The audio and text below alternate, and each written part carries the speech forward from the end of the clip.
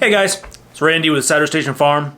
It's pouring rain outside, so I'm inside today getting a bunch of paperwork done. Well, we just shipped meat back out of here. He's probably 7 years old at this point. His usefulness is done on the farm. Now, the problem you run into with boars is that they have often boar taint. Now, not every boar is going to have boar taint, but the majority of them will. It's caused by testosterone and scatoli. It's like a gaminess flavor. Kind of like the tarsal glands on a rutting buck or a moose or beaver casters. It's like an aroma in the meat that makes it disgusting, like super gamey. It's very unique to boars, but it is nasty. Not everybody can detect it though. Like, I don't know, half the population can't even detect it, but it's nasty and I can detect it. So if I cook a little bit of pork chop or whatever you have, sausage, anything that has any boar taint, it like taints everything. It'll continue on no matter how many times you wash your knives and your pots and your pans, and it's pretty gross. Meanwhile, the person right beside me could be eating the same pork chop and have the best pasture-raised pork chop they've ever had in their life. They don't even notice it whatsoever. So it's a huge risk to take a boar and spend all that cost getting them processed and storage just to find out you've got several hundred pounds of meat that is garbage for you. Now, if somebody can't detect it, that's awesome. There's actually an option to utilize that pig. So we took meat back down to the Amish. There's a family down there that they don't seem to have any problems whatsoever with boar taint. Now, what they'll do is they'll castrate him, and that'll stop some of those sex hormones. The boar will still be producing the hormones a little bit, but at a massively reduced volume. And that's really going to help bring down those levels of scatol. I'm not sure how you pronounce it. I call it scatol. Scatol and testosterone. Then they'll segregate the boar for a while. So meatback's going to live his high life the rest of this fall, living off all the apple drops and the acorn drops and all the harvest residue from harvesting all the crops the Amish have.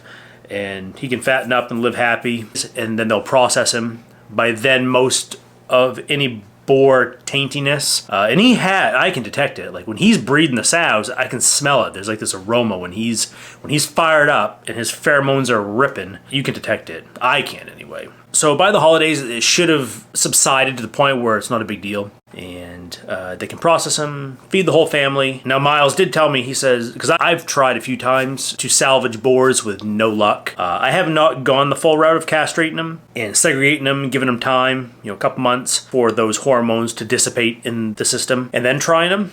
I've read that it's possible and works just fine. He is going to hook me up with a couple packages of meat, and I'm going to taste test it and see how much I can detect. Because I'm super curious. One, if you're going to raise animals, at some point you're going to kill them, or they're going to die. And I have no problem with that. And I have no problem composting him, because he's just going to, all those nutrients are going to get recycled, and he's going to go feed the plants, and he's going to feed the soil, and eventually it's going to come back around. But it's really kind of a shame to have a 500-pound animal with all that protein and all that fat and all those calories not passing through a human for nutrition when there's so many people that need food before going to the soil and making the recycling loop complete.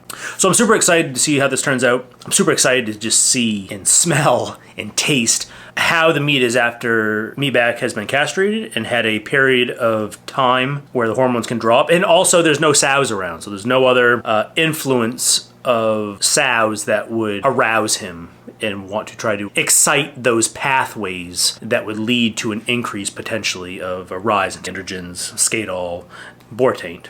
So some of it's I've just read about and it's a little theoretical, but that's the plan. That's kind of where we're at now. Meatback is 7 or 8, 9 years old.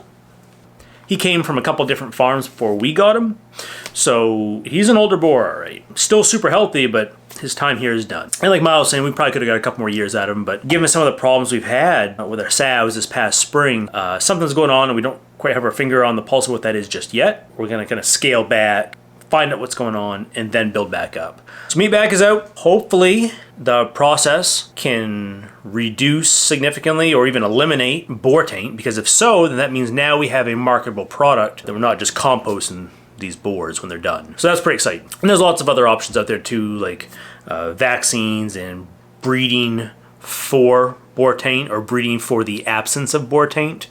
And a bunch of other stuff. We're not in the pork belt of the US or even in other countries where they can do that kind of stuff. So it's exciting to see. And that's where meatback's going. The sows are just chilling out till winter till we get them all culled. Like I said, it's a super rainy day out. So just getting some farm updates wrapped up. I'm curious, if you have had a boar and you have castrated an adult boar and let them rest and then cooked them up, could you still detect boar taint? Or can you even detect it? I'd like to know what you guys see. So let me know. Can you guys detect boar taint? Have you gone through this process before? I've read a lot about this process working, so we're gonna find out. And that's it from the farm for today.